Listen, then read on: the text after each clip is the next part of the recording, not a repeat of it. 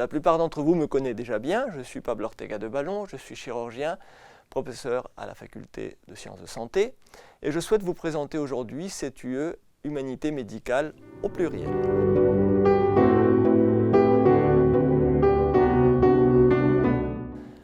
Donc c'est une UE obligatoire pour les étudiants qui s'inscrivent au Master 1 Médecine et Humanité.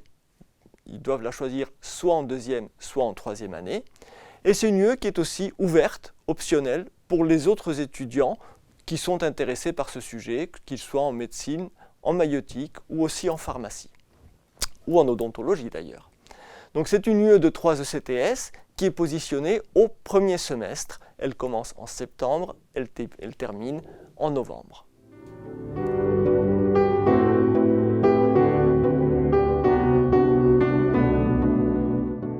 Alors cette UE est autour d'un sujet, des humanités médicales, qui est devenu à la mode dans les années 60, en particulier dans le monde anglo-saxon, et qui consiste à réunir autour de la médecine tout un champ d'autres disciplines qui ont un regard sur l'humain et sur le soin.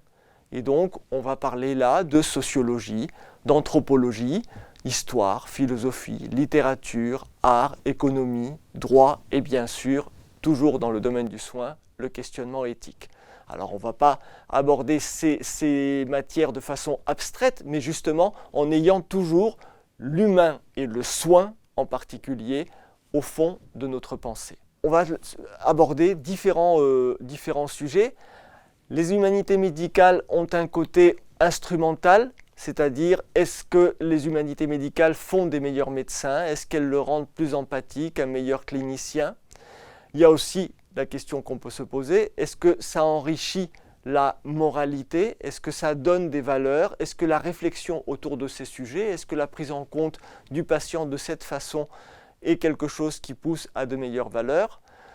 On va aussi réfléchir du point de vue théorique à qu'est-ce que c'est que l'exercice médical lui-même, quel est l'objet de la médecine, qu'est-ce que c'est qu'un bon médecin face à un mauvais médecin. Est-ce que c'est les performances techniques? Est-ce que c'est la posture? Est-ce que c'est les capacités relationnelles avec son patient?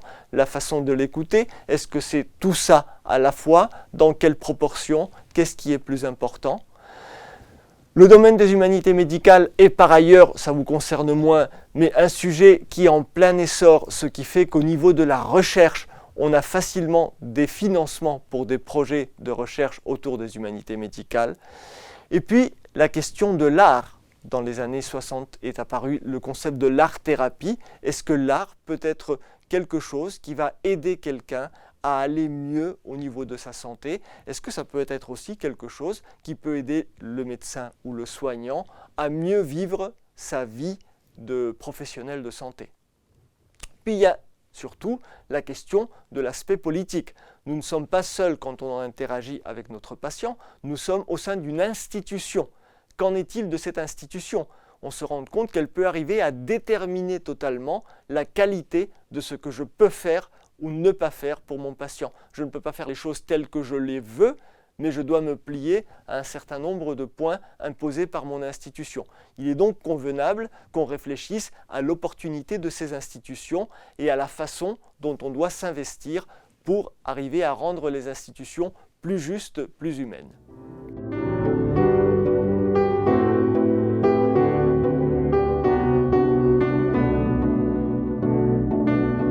Donc d'un point de vue pratique, cette UE est donc bien au premier semestre, comme je vous l'ai dit, de septembre au moment des révisions, donc fin novembre. Elle est ouverte aux étudiants de médecine et maïeutique dans le cadre du master, mais aussi aux pharmaciens et odontos qui la voudraient comme optionnelle. Cette UE est limitée normalement à 100 personnes. On donne a priori la préférence pour les étudiants qui la prennent dans le cadre du master, mais on pourrait dépasser les 100 personnes potentiellement. Il faudrait qu'on étudie la situation si la demande en arrivait là.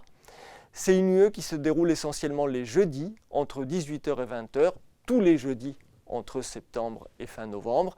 Et puis éventuellement, on a des fois un jour à part pour des TP en particulier.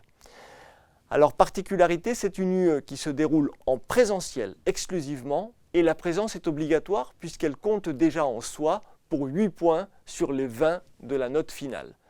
Le reste de la note est donné pour un mémoire libre, pour un travail que vous rédigez de 1 page, pas plus, sur un approfondissement d'un sujet, celui qui vous a plu, qui a été discuté au cours de l'UE. Donc c'est juste pour que vous fournissiez une réflexion personnelle sur l'un des sujets qui a été abordé au cours de l'UE.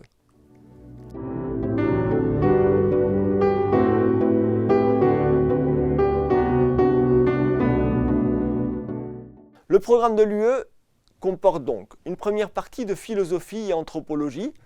L'homme, qu'est-ce que c'est que l'homme? C'est corps et âme et esprit. Comment s'articule le côté psychosomatique?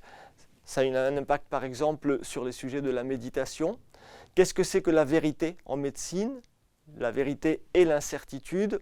La période du Covid nous a bien mis en évidence les limites du savoir médical, les doutes.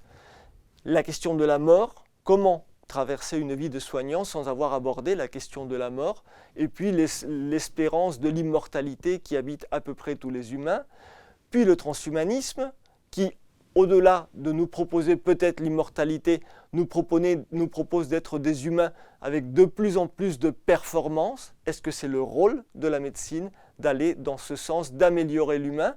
On va peut-être quitter le champ de la santé. La question du sens, bien sûr, qui nous habite tous, le sens de notre vie, le sens du soin, le sens de la vie de l'autre.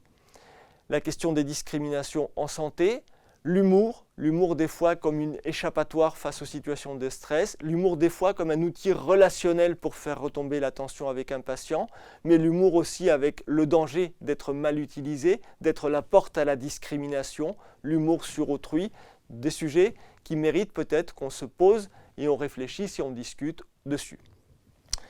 Un deuxième gros module est autour de l'économie, puisque l'activité de soins nécessite évidemment d'un financement et il faut aborder un petit peu les principes de l'économie, la logique de raisonnement qui préside à l'économie. Qu'est-ce que c'est qu'on appelle l'évaluation médico-économique et pour prendre des décisions, comment on peut se guider.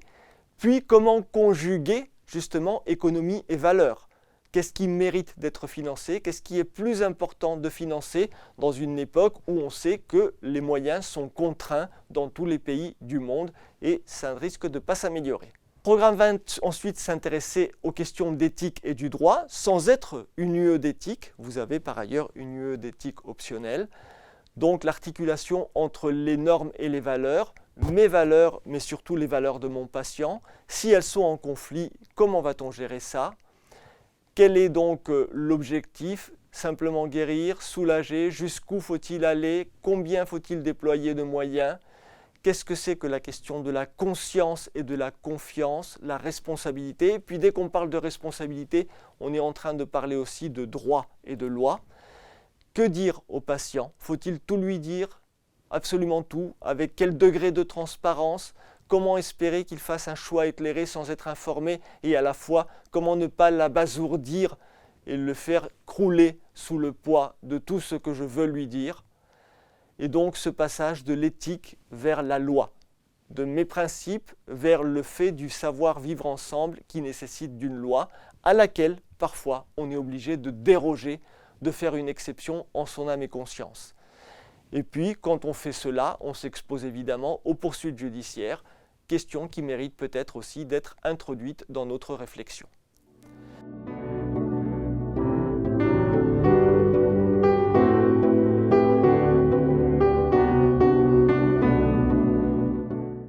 Les enseignants sont donc pour partie des médecins, bien sûr, des enseignants, mais certains sont des médecins hospitaliers sans charge d'enseignement par ailleurs, puis aussi des personnes investies dans les institutions de santé.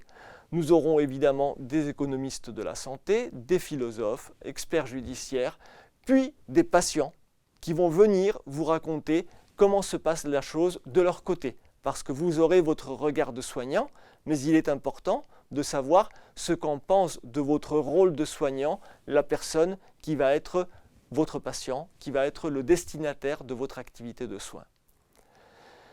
Donc, il faut un petit changement de mentalité.